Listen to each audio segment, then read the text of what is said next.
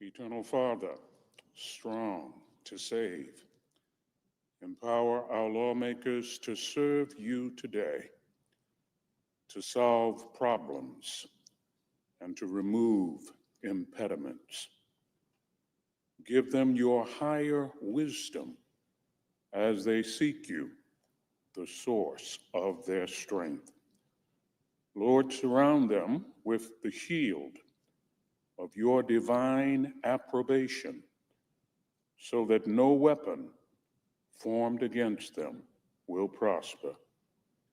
Almighty God, provide our senators strength for the adventures and challenges of these hours, inspiring them with the courage to oppose falsehood in all of its forms.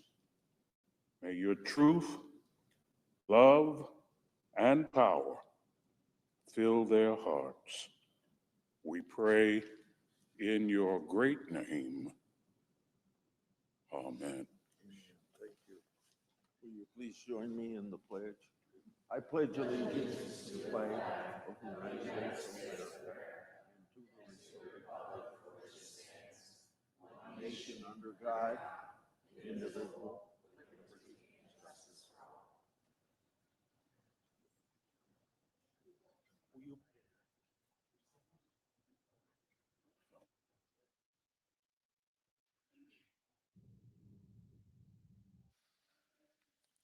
Under the previous order, the leadership time is reserved. Under the previous order, the Senate will be in a period of morning business with senators permitted to speak therein for up to 10 minutes each.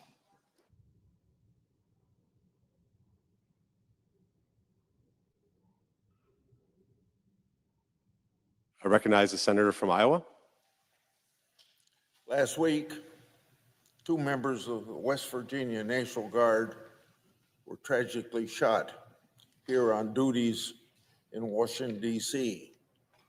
They were attacked by an Afghan national brought here under the Biden administration. Sadly, Specialist Beckstrom has passed away.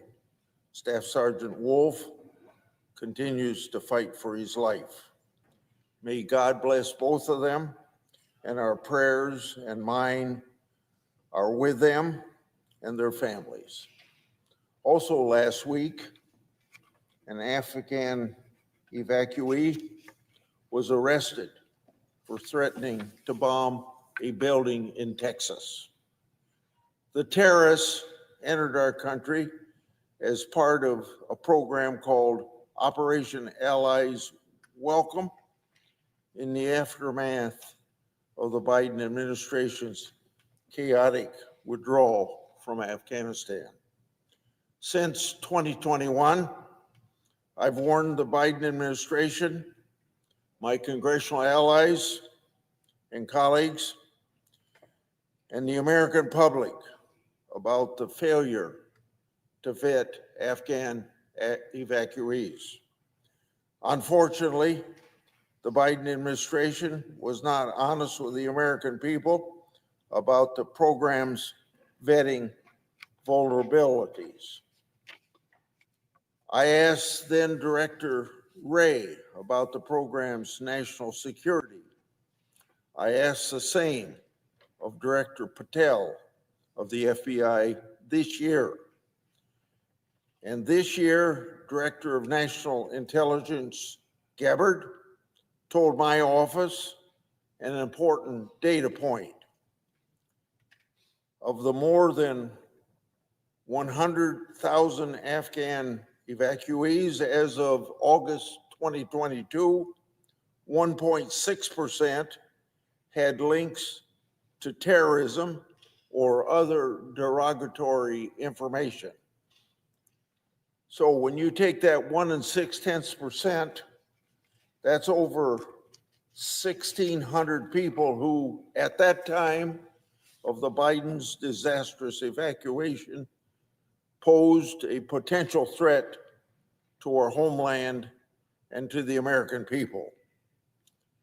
On July 8th of 2025, I came to this Senate floor and urged the current FBI and intelligence community leadership to aggressively investigate evacuees. In September of this year, Department of Homeland Security Secretary Nome told my office as of August 12th, 2025, thousands of Operation Allies Welcome parolees were potential national security threats. As we have tragically witnessed, the Biden administration's failure to properly vet Afghan evacuees has serious consequences, and probably consequences we haven't seen beyond the killing last week.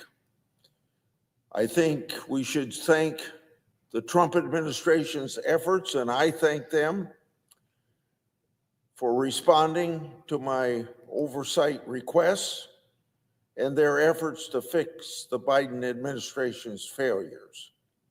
This senator's oversight work will continue. I yield the floor.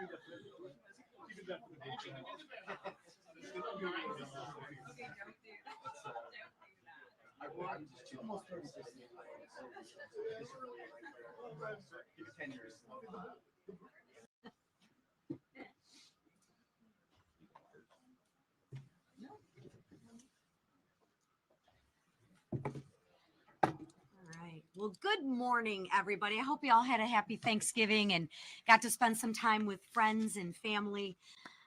Before I begin, though, I need to acknowledge the tragedy that struck Washington just before Thanksgiving.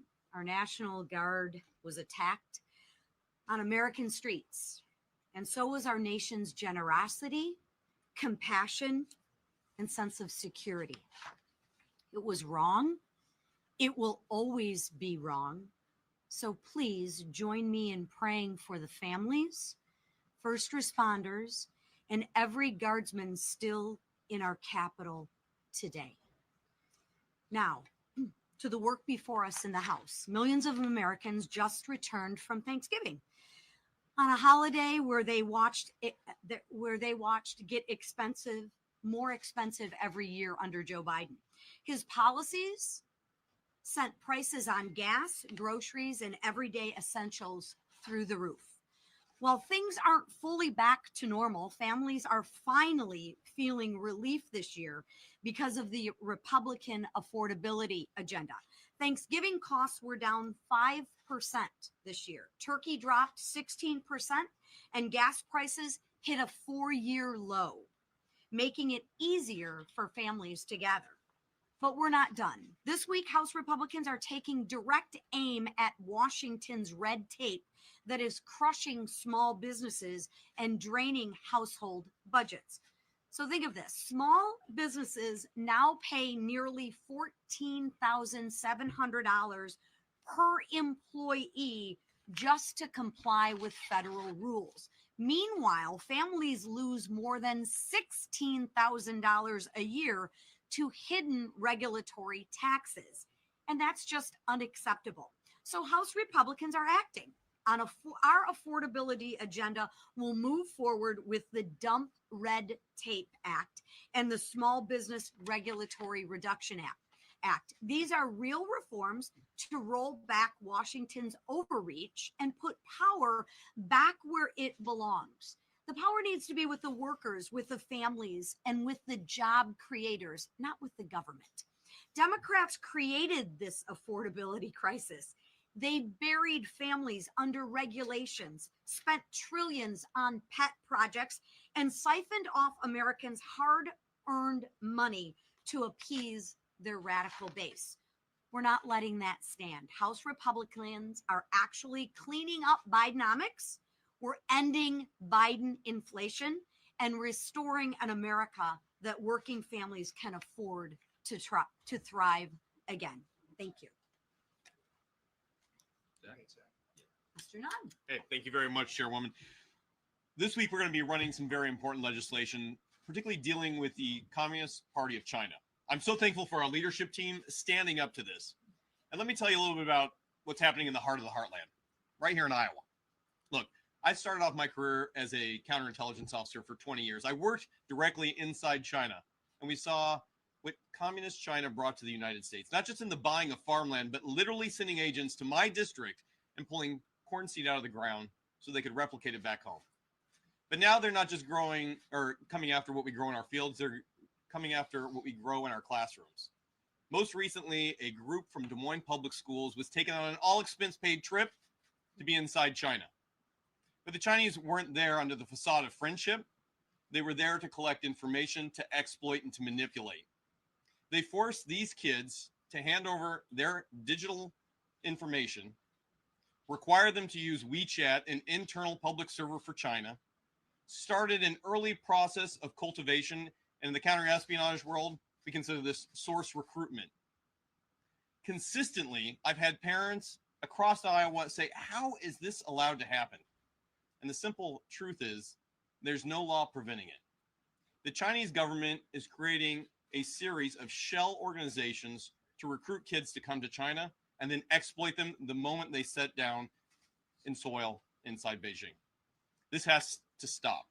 I'm so proud of this team for helping us stand up to what the Politburo in Beijing is trying to do to kids in Des Moines, Iowa, and across our country. We have the opportunity not only to push back, but to send a strong signal that we have a friendship opportunity with China that is real, but we will not stand by while Chinese communist agents attempt to recruit kids for future exploitation. Whether it's in ag or whether it's in the classroom, we have the opportunity to say no, and this team has stood up to do it. Thank you very much, Mr. Speaker, for your leadership. Thank you. $1 billion. That's how much money has been stolen from the hardworking taxpayers in my home state of Minnesota.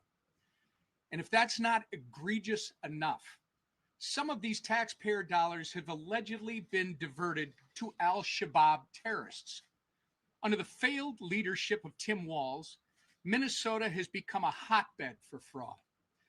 We knew it was bad, but now, thanks to the work of our new U.S. Attorney for Minnesota, the true size and scope of the crimes is being brought to light, finally. $250 million in the feeding our children scandal. The largest pandemic fraud case, by the way, in the country. 14 million robbed by a woman who fraudulently diagnosed Somali children with autism, then billed the taxpayer for the services that were never provided. Over 5 million stolen by individuals falsely claiming to provide housing assistance to those in need. These are just some of the fraud schemes that have been federally charged. And I want to emphasize that because our failed governor tried to claim that he's been prosecuting. He hasn't even investigated. There are even more, by the way, that are under investigation, including 80 autism clinics that are currently under investigation. Career fraud prosecutor and former acting U.S. Attorney for Minnesota, Joe Thompson, said the amount of fraud, quote, takes my breath away. Even the New York Times admitted that the fraud in Minnesota is, quote, staggering in its scale and its brazenness.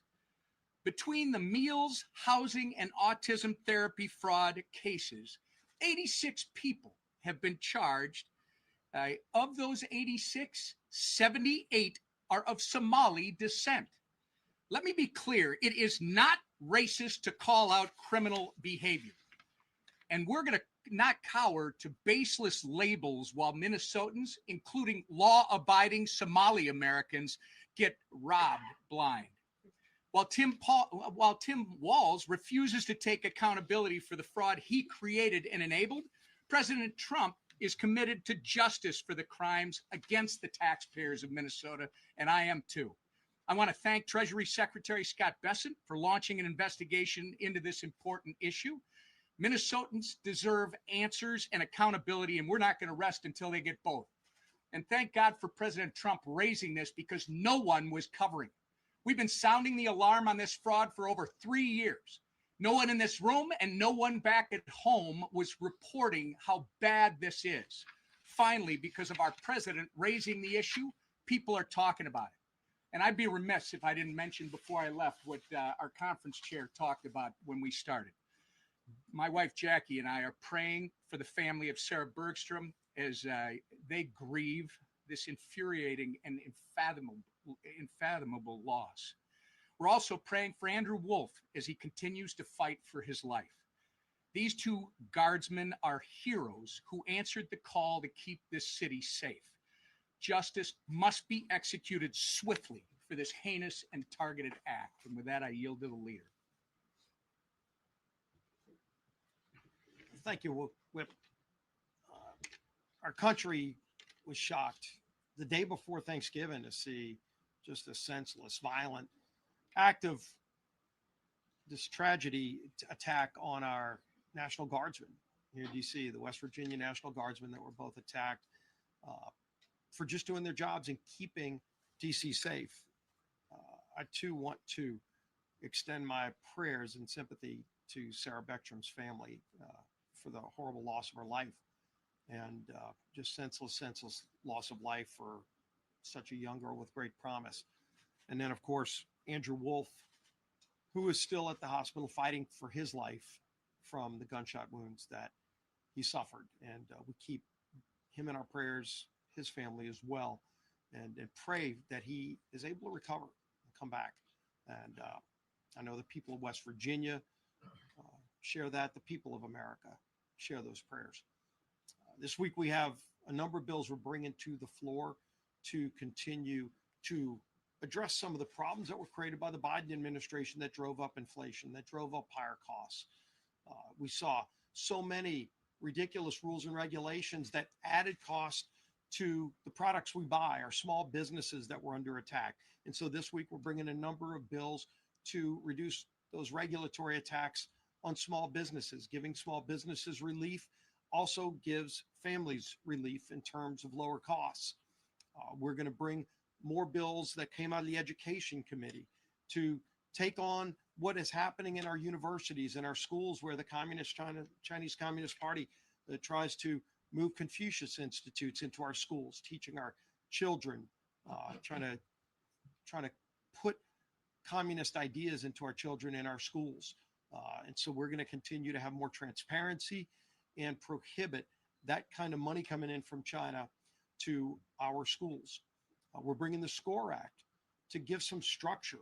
Over the years, you've seen lawsuits erode the ability for the NCAA to even police college athletics, to the point where now it's the wild, wild west. There are no rules in place, no structure. You have people that can play until they're 26 years old in college athletics. You don't have any protections for a lot of the student athletes. And so we first restore the ability for policing through the NCAA. Congress won't be doing the regulations. It will be the NCAA having the ability to police college athletics again. We also protect women's sports. We protect Olympic sports by ensuring that you have an equal number of women's sports to men's sports, that you have a minimum number of sports, so that a lot of the Olympic sports that are so important to our country, as we see the Olympics coming up here again. In many cases, our Olympians come from the college ranks. And so we protect that too. And again, just putting structure in place for what is right now wild, wild west atmosphere. And we're going to continue to work on healthcare proposals to ensure that families have choices and lower premiums. That's what Republicans care about. Democrats have never cared about that since they passed the Affordable Care Act and all the broken promises and lies that went with it. If you like what you have, you can keep it. Probably the most broken promise in all of politics, where millions of families lost the good healthcare plans that they liked because of the Affordable Care Act. And of course, there's nothing affordable about the Affordable Care Act. All we've seen is increased cost, 80% premium increases. Democrats just concerned about bailing out insurance companies who get record profits while families see higher premiums because of that failed law. What we want to do is give families options, lower premiums for families. And again, we've brought some bills to the floor already. We're going to keep bringing bills to the floor to do those two things, to lower premiums for families and give them options so that they can get what's best for their families. They don't have to be enforced into a plan that the government tells them they have to be in, that's too expensive for them and doesn't work for their family. They can buy whatever they want that makes sense for them and for their family. So we're going to continue to work on that too as we move an aggressive agenda. And that agenda is led by our speaker, Mike Johnson. Thank you, Mr. Leader, this leadership team, Colonel Nunn, for being here with us this morning. There is a lot going on, and we want to give you some updates on things. I hope everybody had a blessed Thanksgiving. It is true that our hearts were heavy, of course, with Sarah and Andrew, these two selfless National Guardsmen who were senselessly attacked while they volunteered for service to defend the rest of their fellow Americans, and they literally took bullets for it. And so our prayers are with Andrew as he recovers, and our hearts and prayers are with the family of Sarah. It reminds us that freedom isn't free, and some people make the ultimate sacrifice so the rest of us can have that.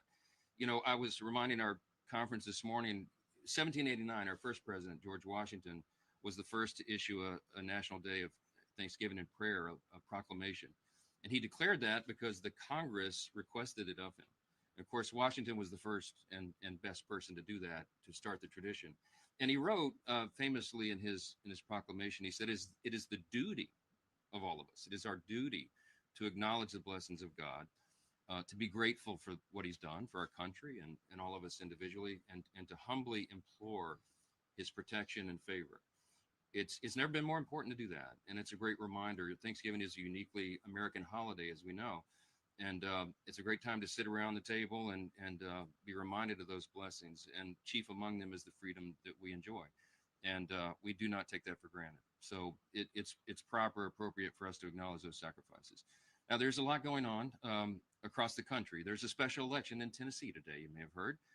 Tennessee's 7th District.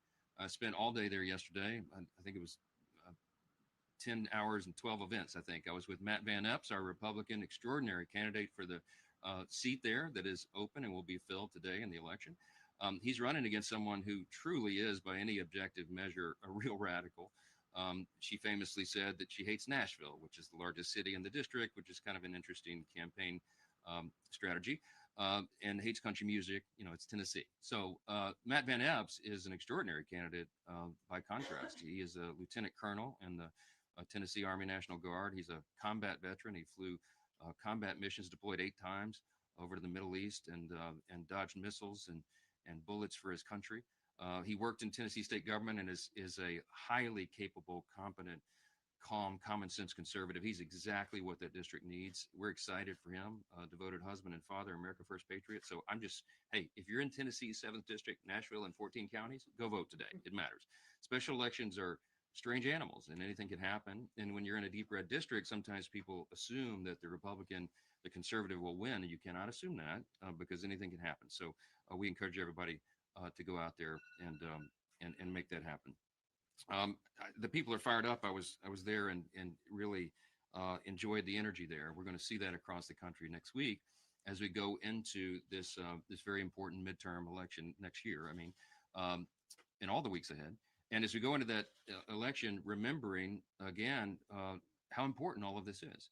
And as we put some posters up here to remind you and remind all of ourselves what an extraordinary run we've had in the 119th Congress. Now, in spite of the fact that we had razor thin majority, I mean, it many times, as you know, 1 or 2 vote margin, we still have had one of the most consequential Congresses in the great history of this extraordinary nation. And you know, if you look at what has been accomplished for the first 10 months of this term, this year, the 119th Congress, this new administration, you could stack that up against any Congress in history. I think it's probably in the top 5 in terms of marquee landmark achievements. And you know, part of our both a blessing and a curse is we did so much of it in the one big beautiful bill, the working families tax cut. There's so much to talk about. It's as if it just got brushed aside. But the component pieces of that is some of the most nation-shaping, productive, pro-growth policies that have ever occurred to help all Americans. And we look forward to all the provisions of that bill being implemented beginning really in earnest in the first part of the year. And so the first quarter, second quarter will be a very different scenario. But we're excited to go through that. We can't fix everything overnight. And the Biden-Harris administration, as we said so many times, in 4 years, really destroyed almost every metric of public policy. We're don't go flip a switch to do that. It takes some time, and we've been working earnestly and around the clock to do that, to work on solutions, to solve all those problems, and to make government more efficient and effective and responsive. Republicans have been delivering and working to bring down costs for American families, to fix the Democrats' broken healthcare system, and to rid our streets of violent criminals and dangerous illegal aliens. All this has been our goal since January, and we've been delivering. And as the year comes to an end, we started to reflect upon what we've done in that first 10 months and ultimately the first 12 months, and it's really something. The Working Families Tax Cut. Let me just tell you some of the components of that, because people seem to have forgotten. It was a permanent extension of the 2017 tax cuts, which is collectively, it's the biggest tax cut in U.S. history. Had we not passed the big bill, we would have had a $5 trillion tax increase on all hardworking American families as that expired in December. It was a marquee achievement. We also in that included permanent estate tax relief extensions. We had landmark Medicaid program reforms, which the CBO has said is going to save $185 billion and reduce premiums on everybody for their health care. We expanded the SNAP work requirements to get ineligible recipients off, young able-bodied men with no dependents or health problems. They shouldn't be riding the wagon, and they won't anymore.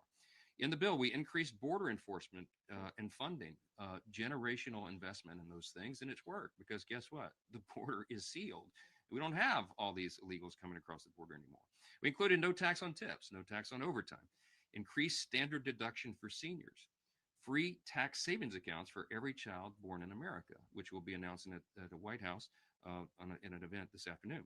Business tax provisions to incentivize investments and innovation. That's all in the bill and much more. We codified 67 of President Trump's America First executive orders so far, and there are many more to come. We repealed Biden-era regulations with 23 Congressional Review Act resolutions. Now, this is important too. We've been making history along the way over the last 10 months. In the entire time that CRAs, Congressional Review Acts, have been part of the law, only 20 had been signed into law since the inception of that instrument. This year alone, we have already passed 23 of those out of the House, and 16 of those have been signed into law. That's a big thing. We've restored regular order to the appropriations process, and y'all know how what a big thing that was. A goal of mine since I became Speaker a little over 2 years ago was to restore regular order, because instead of governing by an omnibus before Christmas, which is no way to do stewardship, we wanted to get back to 12 separate appropriations bills. And as you saw, when we reopened government, one of the things the president signed was 3 regular order appropriations bills signed into law. What a marquee achievement. We had agriculture, legislative branch, military construction, VA bill signed into law, and both chambers and the appropriators are working right now to put the next bills, get them prepared, and get them enacted and signed into law. We've also, in the last 10 months, defunded wasteful spending through rescissions, billions of dollars there. We passed and signed into law the Genius Act, the bipartisan landmark crypto legislation. We passed and signed into law the Laken-Riley Act, the Halt Fentanyl Act, and the Take It Down Act. And the House has passed the SAVE Act, the Illegitimate Court Counter Action Act, Protecting American Energy Production Act, the Protection of Women and Girls in Sports Act, Fix Our Forest Act, the Ticket Act, Unlocking Our Domestic LNG Potential Act, American Entrepreneurs First Act, Stop Illegal Entry Act, Made in America Defense Act. I could go on and on and on. Remember, these are just the top lines. The House has passed 331 pieces of legislation this year that will directly improve the quality of life for millions of American families. And that's a lot to be thankful for. By the way, just this week, as was mentioned earlier, President Trump is signing into law the IRS Math and Taxpayer Help Act. It received little fanfare in the media, but it's a bill that will provide taxpayers fairer treatment when corresponding with the IRS regarding tax returns. And that's a big thing as we go into tax season in first quarter. It's the type of work that House Republicans are doing here every day in these halls. We're working on real solutions to real problems for our constituents. As I mentioned, the Working Families Tax Cut, if we were just to go through every provision of that bill that's going to make life easier and safer and more affordable for American families, we would be here until Christmas. So I'm not going to do that for you, but we're not going to rest on our laurels, okay? The American people delivered a clear mandate last fall for us to fix everything. And we're going to sprint through the finish line next November. We'll be adding a new member. I expect Matt Van Epps is going to win that election today. And we will bring our freshman class of Republicans up to the number of 36, adding another vote to that margin every single day, and we'll keep working. We're more confident than ever that the working families tax cut provisions are implemented. As that happens in the first quarter, second quarter, American families begin to receive financial relief. Republicans are not just going to hold on to the majority. We're going to grow it. And over the next weeks and months, House Republicans will advance legislation to continue to bring down the cost of health care for working families, to ensure our fighting force remains the most lethal and the best prepared in the world, and to fully fund the government for the upcoming fiscal year in a responsible way while maintaining good stewardship of taxpayer resources. This week, as the leader mentioned, we'll pass legislation to reduce the regulatory burden on small businesses further, to keep the Chinese Communist Party out of America's classrooms. That's a big and important endeavor. And to establish a landmark nationwide NIL framework for collegiate athletics and empower student athletes to maximize their college experience. Despite the unrelenting stream of palace intrigue stories that fill the pages of your publications, House Republicans remain united and focused on delivering results for our constituents. That's how we've gotten this done. That's how we'll continue to do it. And that will be happening in earnest in the weeks and months to come. So we'll take a few questions if you have. Okay, you're so eager. I got to get it. We have a relationship at this point. First off, happy Thanksgiving as well. But quick question: what are your thoughts about and not related to the Minnesota welfare scandal, but specifically, what are your thoughts about President Trump calling Governor Walz retarded?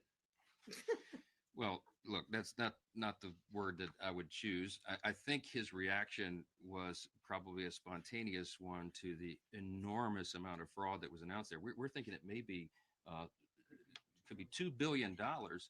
Congressman Emmer, of course, represents that state, and it is an outrage. And we're told that this was funding terrorist organizations in Somalia. And so it's a lot to look into. I mean, all of us, when we heard the news, we reacted in different ways. And that's not the word I would choose. But I think everybody understands how absurd and crazy that is, and how Congress has an immediate obligation to look into it, and the administration is as well. And we're going to get down to the bottom of that. Governor Walz appears to have a lot to answer for. So it was a really stupid thing. Thank you so much, Mr. Speaker. You talked a lot about your accomplishments, and one you didn't mention is the SAVE Act, which the House passed twice. It's still awaiting action in the Senate for some reason. But many are still asking when an in-person, same-day, hand-counted paper ballot measure will be passed, and will that be done in time for the 2026 election? Yeah, I've been asking that myself. I think that would be a really important measure to eliminate fraud in elections. And there is some element of fraud in every election. We all know that. And we have a duty as lawmakers to prevent as much of that as is humanly possible. The SAVE Act has been a big priority of ours. I think I did mention it in the list, but it was so long. I certainly intended to. It's an important measure, and we would certainly love to get that signed into law. We need a little help in the Senate, of course, to do that. We don't have control over all elections. The states in our system, as you know, have a lot of responsibility over that, and that is federalism. We support that. The states have that in their jurisdiction of authority. We don't want to federalize all elections because that could open up a whole other can of worms. But with regard to federal elections, at least, elections for Congress and Senate, we do have some say. And so the SAVE Act would be an effort to ensure that we eliminate as much fraud as possible. I've obviously been a big champion. I was a co-author of it before I became Speaker. We've been working on this, and we'll continue to try to get it done. So it's a big priority. Yes, ma'am. Speaker, Yes, Speaker, yes, ma'am. Speaker. Yes, ma'am. Yes. Thank you, Mr. Speaker. Elise Stefanik wrote on social media this morning that you are protecting the deep state by not including a provision in the Intelligence Authorization Act. What's your reaction to this claim, and why is House Republican leadership not united on this? Well, all of that is false. I don't exactly know why Elise won't just call me. I texted her yesterday. She's upset that one of her provisions is not being made, I think, into the NDAA. I explained to her on a text message as soon as I heard this yesterday. I was campaigning in Tennessee, and I wrote her and I said, "What are you talking about? This hasn't even made it to my level." The way regular order works is, and I think she should know this, we'll be talking about it, I'm sure, today. The way this works is that it has to go through committees of jurisdiction if it will be attached to the NDAA. And this provision that she's working on, I think, is under the jurisdiction of judiciary. And so there's a four corners engagement and agreement that's required. You all know how this works. The two chairs and the two ranking members of the committees of jurisdiction, which would be judiciary in the House and Senate, all have to agree, or at least 3 out of 4 have to agree. It's typically unanimous to make sure that it makes it onto the bill. Well, in this case, I found out last night, this wasn't even on my radar, that apparently didn't happen. I haven't even talked to those chairmen. I haven't had time because I got in late last night. But apparently those the two chairs and the two rankers in both chambers did not agree. And so that provision was dropped out of the NDAA. It doesn't mean it can't become law or even that is a final decision. But I sent my friend Elise a text last night and I said, can you find out what the issue was and I'll help you resolve it. I support her provision. I mean, I would vote for it. I think it's smart. And I'm not sure exactly why it wasn't included. So I don't know why she's frustrated with me. I literally had nothing to do with it. But I'm happy to roll up my sleeves and help her. I want everybody to be successful, and we're going to try to make the bill the best it can be. Yeah. On the Caribbean boat strikes, the administration has acknowledged that there was a second strike in that attack in September, but they have not said if there were any defenseless survivors. Should they release the video to Congress, the unedited video to Congress and to the American public? And two, if the defenseless survivors were killed, would that constitute a violation of the laws of war? I'm not going to prejudge any of that. As you know, both of the Armed Services Committee and the Senate and the House will be having hearings on this to review, and that's their role. I have been listening. Again, I was pretty busy yesterday, didn't follow a lot of the news, but I caught up a little bit early this morning. That my assessment of this, my understanding is that most of the people that have looked at this, at least in a preliminary review, say that the admiral who ordered the second strike thought it was necessary to complete the mission. He's a highly decorated, highly respected admiral in the Navy, and he made that call. And so, we're going to have to look at that. I'm sure Congress has a right to look at it. I don't know how much of the tape should be released because I'm not sure how much is sensitive with regard to national security and all that. I haven't had a chance to review it, so I'm not going to prejudge it. But I will say that it's not an unprecedented thing. One of the things I was reminded of this morning is that under Barack Obama, President Obama, he had, I think, over 550 drone strikes on people who were targeted as enemies of the country, and nobody ever questioned it. Okay, and secondary strikes are not unusual. It has to happen if a mission is going to be completed. So I haven't reviewed the scope of the mission. I haven't reviewed that particular strike. I don't know what went into the admiral's decision matrix. But it's something that Congress will look at, and we'll do that in the regular process and order. I think it's very important for everybody to reserve judgment and not leap to conclusions until you have all the facts, and that's what we'll be uncovering. Yes. Secretary has to testify. Thank you, Mr. Speaker. The first note's a little bit self-serving. It's Giving Tuesday, and so just asking everyone to consider perhaps public television among the many worthy charities. Louisiana Public Television, one of the best. Yes, there's a plea to give to public television for Giving Tuesday. Okay. And then on healthcare. Two of your members came out of the meeting just now and told me that it was their impression that the House Republicans are likely to get on board some kind of short-term extension for the subsidies while you work out long-term reform. They weren't members who love that idea, but they said it looks like that might be necessary. Where do you think things stand, and could something come before the House by the end of the year? I don't know who you talked to, but they might have left early. I was up there for quite a bit today. We were talking about a lot of issues, and what I said, we didn't commit to that. What I said is, when you have, this is just practical, okay? When you have a razor thin majority, which we have, this is not like the old days. In the old days, they had 30, 40 seat majorities. And so 4 leaders could go in a back room, create the agenda, and hoist it upon everybody and say, this is what you're doing. And if 20 or 25 people disagreed, they said, so what? Go jump in the Potomac. We're moving forward. Okay, it doesn't work that way anymore, right? And when in an era of small margins, I literally have to get almost every person in the room on board. Now, healthcare is a very complex issue. And I don't want to point this out. Look, it is not the Republicans who broke American healthcare. Next week, we'll go into this in real detail, and I'll show you the whole timeline. The Democrats broke healthcare, okay? When they created the Unaffordable Care Act 15 years ago, they promised you that everybody could keep your plan, keep your doctor if you want it, and that your premiums would be reduced on average by $2,500. Exactly the opposite was the truth, and premiums have risen in some cases 60, 80% over that time. They broke the system, and every time the Democrats have gone in to try to subsidize the broken system. They've spent more and more taxpayer dollars, and they've been wasted. The COVID era subsidy only affects 7% of Americans. Okay, all this hullabaloo is over 7%. Now, every American, 100% of Americans need their healthcare costs to come down. Republicans have ideas to do that. Now, what I've got to do is build consensus deliberately around the best ideas, and we've been working on that. The majority leader has been quarterbacking this effort with the chairman of the committees of jurisdiction, with the Docs Caucus, and with individual members who this is their passion, and they really spend a lot of time thinking and working on it. And we're pulling those ideas together, and there will be a Republican response to this. Okay, so I can't project in advance what that will be because I don't know what the consensus is in that room, but you will see our sleeves rolled up and that work being done in earnest this week as we bring all that together. I told everybody we are going to respond. We understand the need of bringing down healthcare costs and at the same time raising access to care and quality of care. The Republican Party is the party that can do that. The Democrats have demonstrated for 15 years they broke the system and they keep doubling down on the broken system. Okay. Hey, and guess what? If you love your Obamacare, you'll get to keep it. Okay. We're going to improve the system for Americans, and we have good ideas to do it. We have a lot of thoughtful people working on this, and we'll be pulling it together. So no, the answer is no. I did not project any outcome of this morning. We were talking about the various ideas, and we're working right now. People are very passionate about this, and they should be because their constituents understand the necessity of it. So we'll keep doing that. Thank you all so much, and be more later today. The Tigers. Do you know that the Somali Autism Society, they actually work on helping Somalis get properly diagnosed? They're with the Somali Minnesota Autism Society.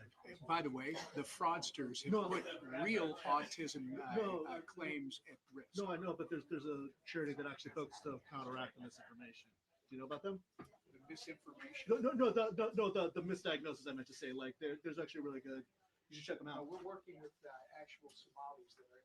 Yeah, I know. Yeah. I was trying to help them. Yeah, because I'm really good friends with the Somali autism group in Minnesota.